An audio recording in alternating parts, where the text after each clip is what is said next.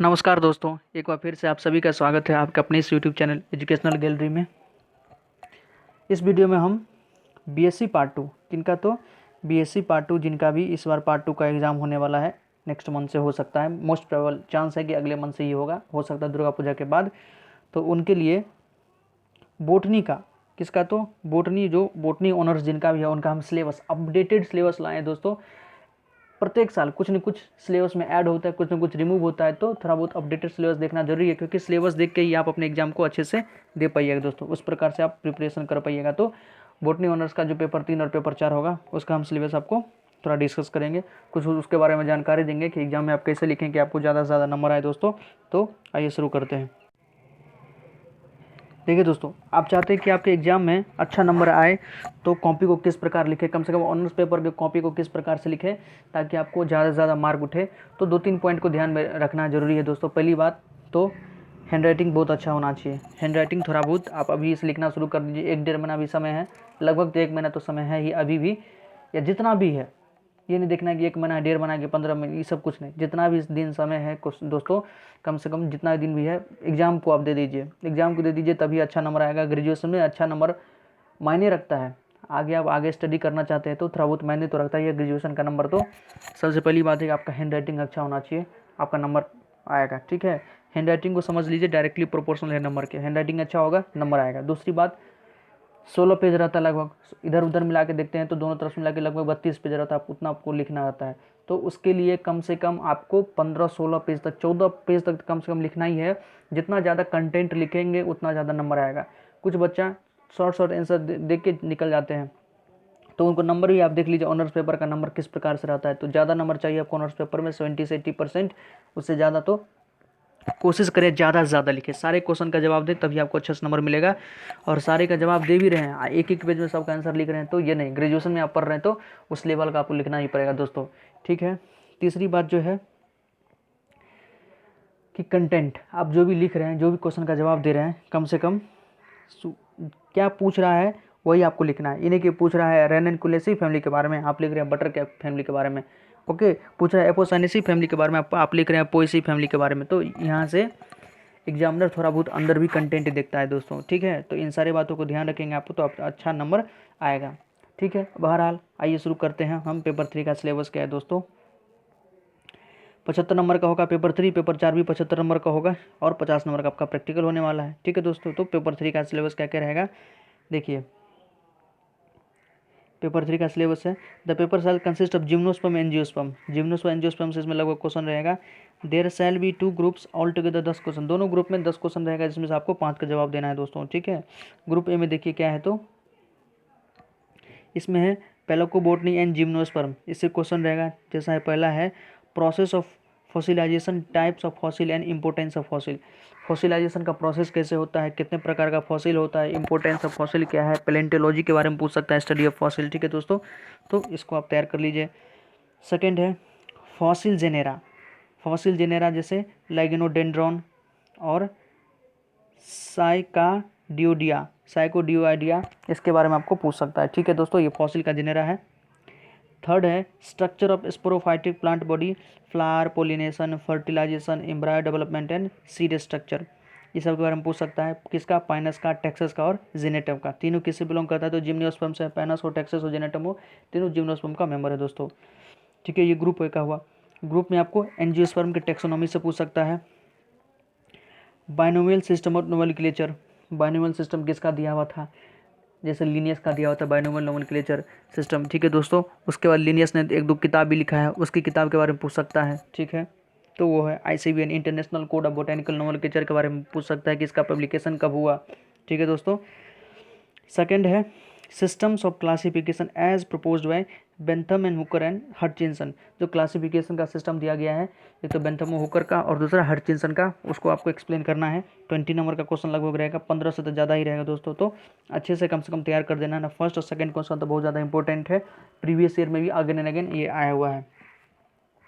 Third है role of palynology, embryology, cytology and taxonomy, taxonomy में इन सब का क्या क्या रोल है ये आपको बताना है। फोर्थ है diagnostic floral character, floral formula and floral diagram of flowering families with special emphasis to plant growing locally, floral character के बारे में बताना है, फ्लोर फार्मूला के बारे में बताना है, फ्लोर डायग्राम के बारे में बताना है। ये सब फैमिली का जैसे हो गया रेनिकुलेसी फैमिली। रेनिकुलेसी फैमिली के बारे में आप जानते हैं कि इसको बटरकप फैमिली भी कहते हैं। ठीक है दोस्तों, इसका एग्जाम्पल देखें तो बटरकप है, लार्क्सपर है, एपोसाइनेसी। ठीक है, एपोसाइनेसी में आपको हो गया, एपोसाइनी को डॉग बेंस फैमिली भी कहते हैं। ठीक है दोस्तों, डॉग बेंस फैमिली है। ऑर्नामेंटल प्लांट अधिकतर आता है इसमें, जैसे हो गया एमसोनिया, जिसको ब्लू स्टार भी कहते हैं। फ्लावर है, ऑर्नामेंटल मतलब क्या, फ्लावर अधिकतर आएगा इसमें। दूसरा है नेरियम, जिसको ओलियंडर भी कहते हैं, जिसको आप कनेल का पौधा कहते हैं, ओलियंडर, वही है नेरियम। तो एपोसाइनेसी का मेंबर है वो। थर्ड है लेमियसी। लेमियसी ध्यान रखिए, मिंट फैमिली, मिंट मतलब वही पुदीना।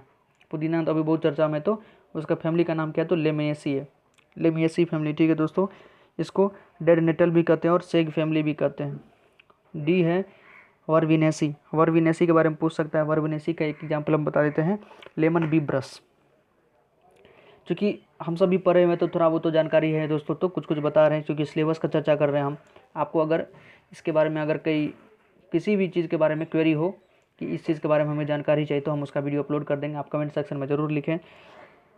फिर है पोलिगोनेसी फैमिली के बारे में, इसको नॉटवुड फैमिली और स्मार्ट वीड बकवीट फैमिली भी कहा जाता है दोस्तों। फिर है यूफोर्बिएसी फैमिली।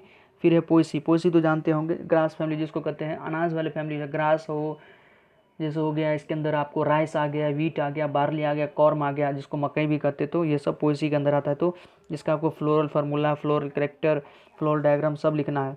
जैसे 11th-12th में हो सकता है आप पढ़े होंगे, सोलेनेसी, लिलियासी, फेबेसी, क्रूसीफेर, ये सब फैमिली था 11th में। लेकिन चूंकि आप ग्रेजुएशन में तो थोड़ा बहुत तो नया तो आएगा ही। ठीक है दोस्तों, तो वो रहा पेपर 3 का सिलेबस। पेपर 4 का सिलेबस थोड़ा देख लीजिए। Development of plant and their usage.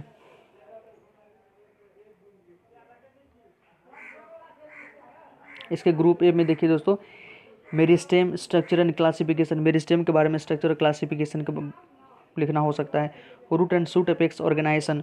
Root और शूट अपेक्स का ऑर्गेनाइजेशन क्या क्या, कई सारा थ्योरी है, हम्बर्गजेट थ्योरी है और टूनिका कॉर्पस थ्योरी है, वो सब लिखना पड़ सकता है दोस्तों। थर्ड है principle and distribution of mechanical tissue. Principle mechanical tissue का कहाँ का डिस्ट्रीब्यूशन है, जैसे हो गया मैकेनिकल टिश्यू में कौन कौन, कोलेन कैमा आता है, स्क्लेरन कैमा का आता है, ये सब जो मैकेनिकल टिश्यू है इसका डिस्ट्रीब्यूशन है, किस प्रकार का टिश्यू है, ये सिंपल है या परमानेंट है, किस किस चीज़ से मिलकर बना हुआ है।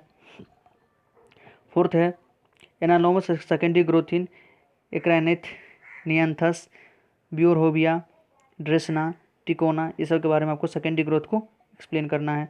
फिर है इकोलॉजिकल एनाटोमी से हाइड्रोफाइट्स और जीरोफाइट के बारे में आपको एक्सप्लेन में लिखना है दोस्तों। ठीक है, ग्रुप बी में है आपका एम्ब्रियोलॉजी एंड अप्लाइड बॉटनी का सिलेबस है। इसके अंदर है माइक्रोस्पोरोजेनेसिस और माइक्रोगेमेटोजेनेसिस। जो माइक्रोस्पोरोजेनेसिस और माइक्रोगेमेटोजेनेसिस जो गेमिट फॉर्मेशन का प्रोसेस है उसको एक्सप्लेन करना है। फिर है मेगास्पोरोजेनेसिस।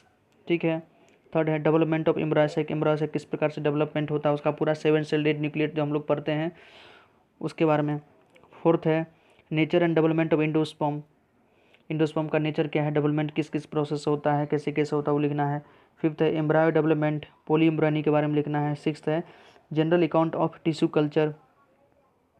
सेवन्थ है medicinal plant of Bihar. Bihar का कौन कौन मेडिसिनल प्लांट है उसके बारे में आपको लिखना है। एट्थ है cereals, pulses, oil seed, fruit and vegetable of Bihar के बारे में आपको थोड़ा बहुत लिखना है। ठीक है दोस्तों, तो ये आपका सिलेबस था पेपर 4 का। ऑनर्स में क्या क्या हो सकता है, ऑनर्स तो आसान है, सॉरी ये जो ऑनर्स वाले उनका प्रैक्टिकल क्या क्या हो सकता है। जिम्नोस्पर्म है, study of living gymnosperm as prescribed in the syllabus. Anatomy से preparation of temporary slide and identification of stem showing anomalous secondary growth. Taxonomy से है, एम्ब्रायोलॉजी से है, अप्लाइड बॉटनी से है दोस्तों। ठीक है, फिर इसमें आपको प्रैक्टिकल में नोटबुक बनाना होगा और वीवा होगा, इसमें वाइवा होगा, तो ये सब आसान रहता है दोस्तों। तो ये लगभग आपका सिलेबस था पेपर 3 पेपर 4 का बॉटनी ऑनर्स का। तो सिलेबस पता चलेगी आपको, अच्छे से इसको प्रिपरेशन कीजिए, कम से कम 5-7 क्वेश्चन का डेली से प्रैक्टिस कीजिए, तब आपको लिखने का दोस्तों प्रैक्टिस होगा खूब, क्योंकि वहाँ खूब लिखना पड़ता है। ऑनर्स पेपर में तो बहुत ज़्यादा लिखना पड़ता है, 16 पेज मायने रखता है 3 घंटा के भीतर अगर, और एग्ज़ाम तो बहुत ज़्यादा स्ट्रिक्ट हो रहा है दोस्तों। ठीक है, अगर आप कहीं बड़े बड़े कॉलेज में आपको आ गया, सेंटर पर गया, तो वहाँ तो कुछ ऐसा वैसा चलता नहीं है, तीनों घंटा बहुत ही टाइट लेता है एग्ज़ाम, कहीं आपको हिलने नहीं देगा दोस्तों। ठीक है, नहीं इधर उधर पड़ गया कहीं तो आपको हो सकता है मौका मिले, लेकिन वो मिले नहीं मिले उसका कोई भरोसा नहीं। आप अपने मेहनत पे भरोसा कीजिए दोस्तों, अच्छे से पढ़िए, कंटेंट तैयार कीजिए। उसमें कोई हो सकता है परेशानी आ रहा हो तो कमेंट सेक्शन में कुछ लिखिए, मैं अपना व्हाट्सअप नंबर दे दूंगा और डिस्क्रिप्शन बॉक्स में, आप हमको वहाँ से डायरेक्ट कनेक्ट कर सकते हैं। कोई हो सकता है टेक्स्ट मैसेज कर सकते हैं, कॉल नहीं, सिर्फ टेक्स्ट मैसेज कर सकते हैं दोस्तों, ठीक है। तो ये रहा कुछ हमारे तरफ से। प्लीज़ अच्छा लगा हो तो चैनल को सब्सक्राइब कर दे, लाइक कर दे। धन्यवाद दोस्तों। एलएनएमयू से संबंधित कोई भी नोटिफिकेशन के लिए हम अपने इस चैनल पर अपडेट रहते हैं दोस्तों, तो आपको भी अपडेट करते रहेंगे। प्लीज़ चैनल को सब्सक्राइब कर दें, लाइक कर दें।